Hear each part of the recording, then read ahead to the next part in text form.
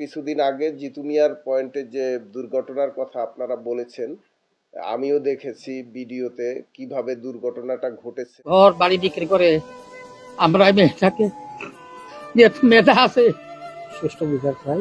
এই যে হত্যাকাণ্ড হয়েছে, ট্রাক এইভাবে, এটা কি অ্যাক্সিডেন্ট বলবো না, ভিডিও ফুটেজের মধ্যে যেভাবে দেখা গেছে, এই যে মর্মান্তিক যে ঘটনা, তারা এখন ওইগুলা বলে নাই। ওই মেয়ের দৃশ্য তাদের চোখে ভাসছে, আমাদের চোখে যেখানে ভাসছে।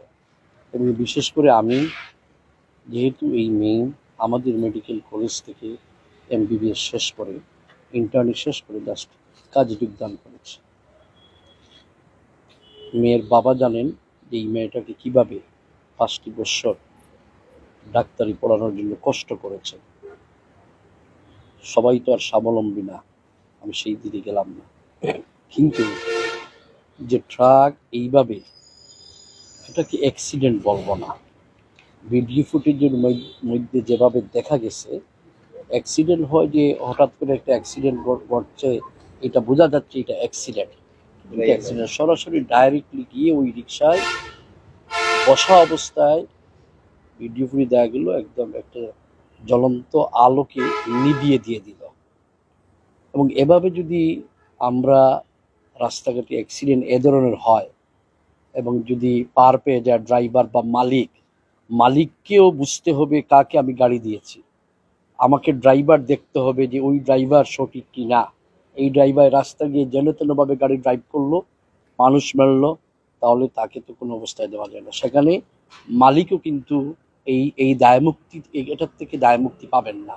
নিরাপত্তা তো আল্লাহ দিবেন, কিন্তু আইন শৃঙ্খলার সঠিক রাখার জন্য দায়িত্ব পালন কে করে? পুলিশ করে। পুলিশই প্রথম কাজ করে। সেখানে ট্রাফিক বিভাগ ব্যর্থ। এবং সিলেটের ট্রাফিক বিভাগ শুধু এটা না, গত 3 বছরের অ্যানালাইসিস যদি করা যায়, তাহলে শহরের ভিতরে কমপক্ষে 10 থেকে 12 জন মানুষ মারা গেছে। বাহির থেকে শত শত মানুষ, পর্যটকরা আসে, সেখানে পর্যটকদেরও নিরাপত্তা দেওয়ার বিষয় আছে। বাংলাদেশের সব জায়গায় কিন্তু সনাতন ধর্মাবলম্বী রাখা হয়, এই জন্য যে ওই ঈদের, মুসলমানের ঈদের সময় যাতে রিপ্লেস করা যায়। সেখানে কেন ট্রাফিকের ডিসি সাহেব এখানে একটা মেজর পয়েন্টে কেন একদম খালি রাখলেন, এটা বুঝতে পারতেছি না। আমি অনুরোধ করব যে ট্রাফিক বিভাগকে, আমি ওই দিনও বলেছিলাম যে 24 ঘন্টার মধ্যে গ্রেফতার করার জন্য। ইতিমধ্যে প্রশাসনের কাছ থেকে যতটুকু জানতে পেরেছি, তারা মালিক আইডেন্টিফাই করেছে এবং ড্রাইভারকেও আইডেন্টিফাই করেছে। তারা তাদেরকে গ্রেফতার করার জন্য তারা অভিযান তাদের চালিয়ে যাচ্ছে, এবং তারা আশা করছে যে খুব শীঘ্রই মালিক এবং ড্রাইভারকে গ্রেফতার করতে পারবেন। তরুণ অ্যাডভোকেট আব্দুল মালেক উনি মারা গেছে। আজকে আমি জানাজায় আসতে পারিনি। আমি এসেই কিন্তু এখানে আজকে আমি ওই মেয়ের, যে মেয়েটি, ডাক্তার মেয়েটি মারা গেছে তার, এবং ওই অ্যাডভোকেট সাহেব এবং আরেকজন আজকে তাদের মারা গেছেন, এখানে কবর জিয়ারত করেছি। সিলেটের ট্রাফিক বিভাগকে হুঁশিয়ারি করে বলে দিতে চাই যে আপনাদের দায়িত্ব সঠিকভাবে পালন করুন। কোনো অবস্থায় ট্রাক 54টার মতো জায়গায় দিনের বেলা একটা উবার ড্রাইভার মারা গেল। আজকে এটাও গত যে 3 দিন পূর্বে যে ডাক্তার মেয়েটি মারা গেল, সেটিও কিন্তু দিনের বেলা একটি রিক্সাতে বসা অবস্থায় একটি গাড়ির সাথে গাড়ির অ্যাক্সিডেন্ট হয়নি। আমি কেন এটাকে অ্যাক্সিডেন্ট বলছি না, যে এটা একটা গাড়ির সাথে আরেকটা গাড়ির অ্যাক্সিডেন্ট হয়নি। মার্ডার। আমরা কিন্তু মনে করেন, আমরা এই যে মেয়েটাকে আমরা এখানে জায়গা, জমি, ঘর বাড়ি বিক্রি করে আমরা মেয়েটাকে, যে মেয়েটা আছে এইসব আমরা মেডিকেল, আমরা টার্গেট নিয়ে মেডিকেল আমরা এটাকে আমরা মানে ইয়ে করতেছি, আমরা পড়ালেখা করাইছি। আমার মেয়ের বিচার আমি সঠিকভাবে কেন বিচার চাই, আইনের মাধ্যমে বিচার চাই, হত্যাকাণ্ডের বিচার চাই। আর দেশের কেন আমরা যদি কেন বিচার আমরা না পাই, তাহলে কেন মালিক সমিতি এবং যে ঘাতক ড্রাইভার তাদেরকে অবিলম্বে ধরার জন্য আমি আইনের আশ্রয় আমি নিয়েছি। আমার কেন আইন প্রক্রিয়া কেন আছে, এরপরে কেন যদি প্রয়োজন হয় আমরা কেন আরো ফার্দার কেন আমরা কেন আরো কেস দায়ের করবো। এই দাঁড় করবো আমরা এখানে পর্যায়ক্রমে আমরা এমনকি মানববন্ধন, এমনকি কোনো প্রতিবাদ সভা, এমনকি কোনো রাস্তা ব্যারিকেড সহ আমরা এখানে এলাকাবাসীকে নিয়ে প্রেসবিয়ারবাসীকে নিয়ে আমরা আন্দোলনে এখানে নামবো। সুষ্ঠু বিচার চাই। এই যে হত্যাকাণ্ড হয়েছে ঘাতকদের গ্রেফতার করা হোক অবিলম্বে। অবিলম্বে। শহরে ট্রাক প্রবেশের একটা সময়সীমা আছে। রাত 10টায় ট্রাকগুলা প্রবেশ করতে পারে এবং সকাল 8টা পর্যন্ত তারা শহরের মধ্যে চলাচল করতে পারে।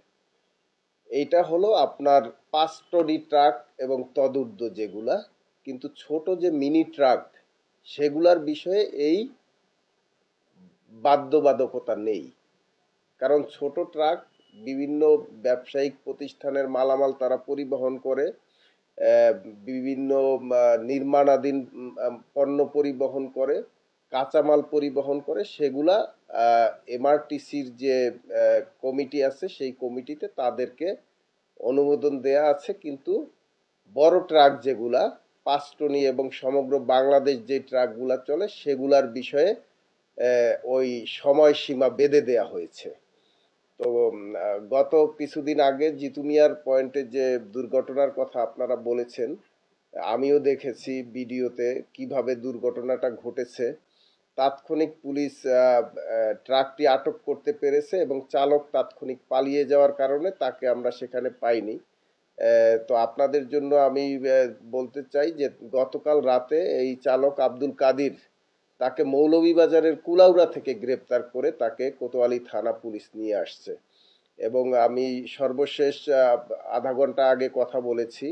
তার ইন্টারোগেশন চলছে এবং আমরা আশা করি সেখান থেকে আমরা গুরুত্বপূর্ণ তথ্য পাবো যে এই অ্যাক্সিডেন্টটা কি কারণে ঘটেছে। আর ট্রাফিক পুলিশের যে বিষয়টা, যেহেতু সিলেট মেট্রোপলিটন এলাকা অনেক বড়, ঢাকা মেট্রোপলিটনের পরেই আয়তনের দিক থেকে এটির অবস্থান, তো আমাদের যে ট্রাফিক বিভাগের জনবল সেটি আমরা সকল পয়েন্টে সবসময় আমরা ডেপ্লয়মেন্ট করতে না পারলেও আমাদের কিছু মোবাইল টিম আছে সিরাট্যাঙ্গো, যখন যেখানে সমস্যা হয় আমরা তাদেরকে সেখানে পাঠিয়ে দিই এবং তারা সেখানে গিয়ে কোনো যানজট অথবা অন্য কোনো ত্রুটি থাকলে সেগুলা তারা সমাধান করে। তো সেই ক্ষেত্রে সমগ্র শহরেই আমাদের পরিকল্পনা আছে ট্রাফিকের এবং আমরা চেষ্টা করি যাতে সিলেটবাসী, এই পূর্ণভূমি সিলেট, এই প্রকৃতি কন্যা সিলেট, এখানে বিভিন্ন দেশ এবং বিভিন্ন স্থান থেকে ট্যুরিস্টরা আসে, এইটার যাতে সম্মান আরও উন্নত হয়, সমৃদ্ধ হয়, সেই প্রচেষ্টা আমরা নিচ্ছি। এখানে ট্রাফিক এবং সিলেট মেট্রোপলিটন পুলিশের কোনো ধরনের গাফিলতি যেন না থাকে, সেই জন্য পুলিশ কমিশনার স্যারের নেতৃত্বে আমরা সবসময় সতর্ক এবং সচেতন রয়েছি।